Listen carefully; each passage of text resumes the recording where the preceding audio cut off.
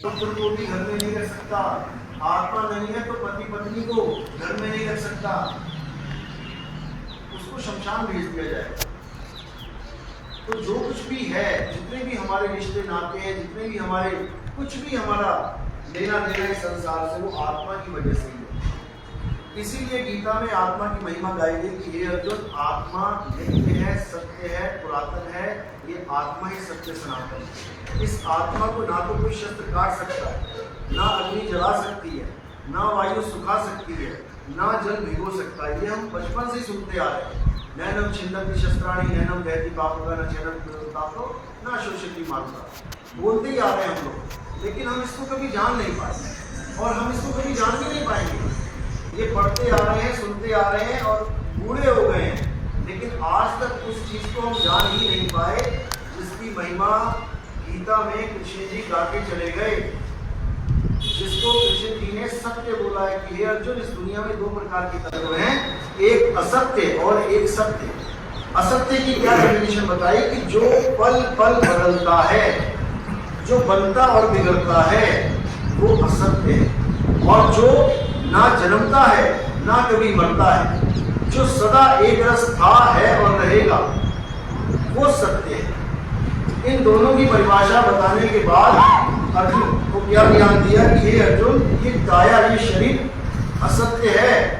जब कोई बच्चा पैदा होता है तो छोटा सा होता है और धीरे धीरे धीरे बड़ा होता है, जवान होता है, बूढ़ा होता है और मर जाता है, शरीर खत्म हो जाता है, ये असत्य है।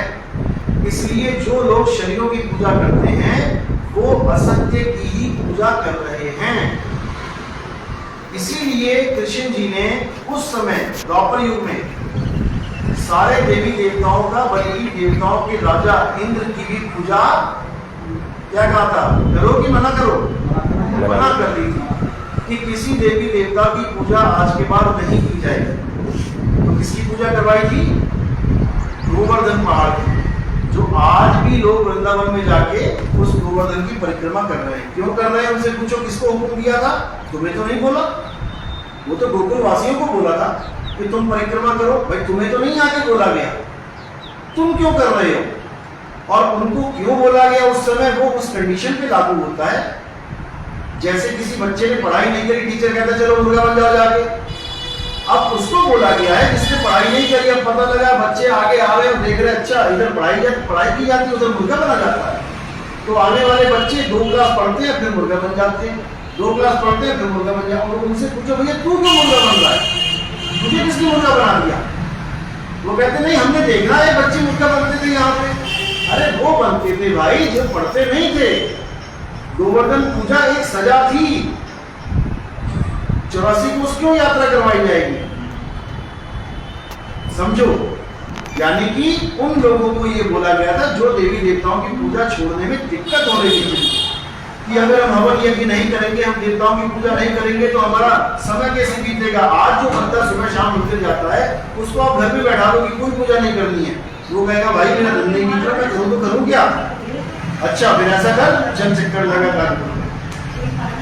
तो इसी प्रकार उन लोगों को गोवर्धन पूजा करवाई गई थी ताकि उनका सारा ध्यान उस पूजा में, उस चक्कर में लगा रहे, दोबारा से किसी देवी देवता की पूजा ना करने का मन, ध्यान हटाने के लिए, ना कि किसी पत्थर की पूजा करने के लिए, किसी पहाड़ की पूजा करने के लिए।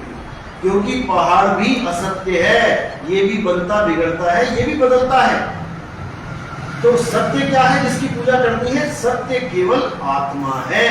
हे अर्जुन, अध्याय 3 17वां श्लोक, हे अर्जुन, जो अपनी आत्मा में रमण करते हैं, जो अपनी आत्मा में तृप्त हैं, जो अपनी आत्मा में संतुष्ट हैं, उनके लिए कोई धार्मिक कर्म कर्तव्य लागू ही नहीं होता। उनको किसी मंदिर में जाने की जरूरत नहीं, उनको किसी गुरुद्वारे मस्जिद में जाने की, उसको कहीं जाने की जरूरत नहीं। यानी कि वो एक स्टडी है, लेकिन कौन सी? Higher study.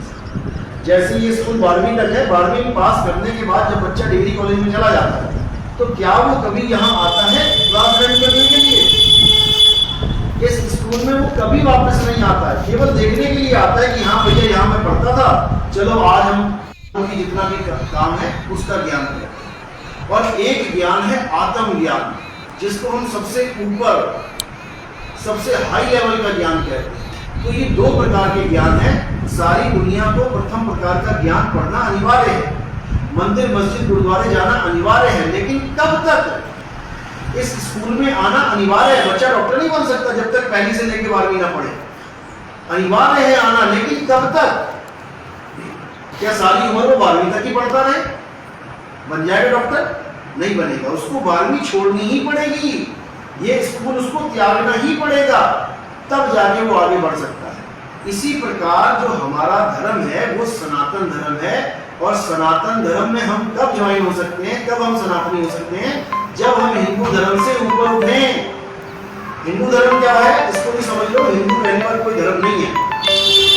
हिंदू को धर्म कहने वाले सारे ग्रंथों में हिंदू शब्द नहीं ढूंढ सकते, नहीं है हिंदू। सनातन धर्म, हिंदू का मतलब क्या होता है? देवी देवताओं की पूजा करने वाला, उसको हिंदू कहा जाता है। जो हिंदू देवी देवताओं की पूजा करे उसको हिंदू कहा जाता है। या कोई हिंदू जो लोग हैं उनके द्वारा बताई गई कोई पद्धति, कोई पूजा पाठ कर्म कांड हवन यज्ञ करें, वो हिंदू है। तो हिंदू ही सनातनी बन सकता है, यानी जो नीचे की क्लास पढ़ चुका है वही आगे बढ़ सकता है। हिंदू देवी देवताओं के लिए गीता में स्पष्ट बोला गया, अध्याय 7 23वां श्लोक, कि जो लोग देवी देवताओं की पूजा करते हैं उनसे प्राप्त होने वाले फल प्राप्त करते हैं वो सीमित और क्षणिक होते हैं। यानी तुमने किसी भगवान से, किसी भी देवी देवता से मंदिर में तुमने कोई पूजा करके कोई गाड़ी मांग ली, कुछ मांग लिया, तो वो थोड़े दिनों के लिए है, उसका भी नाश हो जाएगा, खत्म हो जाएगी। तो वहां लिखा है कि वो लोग देवी देवताओं की पूजा करते हैं जो अल्प बुद्धि हैं, जिनकी बुद्धि छोटी है, कम है। ये गीता में लिखा हुआ बाकायदा, लेकिन इसको कोई बता नहीं रहा, क्योंकि आपको वहीं तक ही सीमित किया जा रहा है। गीता में लिखा है कि जो लोग देवी देवताओं की पूजा करते हैं वो देवलोक को चले जाते हैं, जो पितरों की पूजा करते हैं वो पितरलोक को चले जाते हैं, जो प्रेतों की पूजा करते हैं वो प्रेतों के बीच में जन्म लेते हैं। इन तीनों अज्ञानियों में से कोई भी मेरे शाश्वत स्वरूप को प्राप्त नहीं कर पाता, मुझ तक नहीं पहुंच पाता, यानी कि वो आत्मा के ज्ञान को नहीं समझ पाता। और जो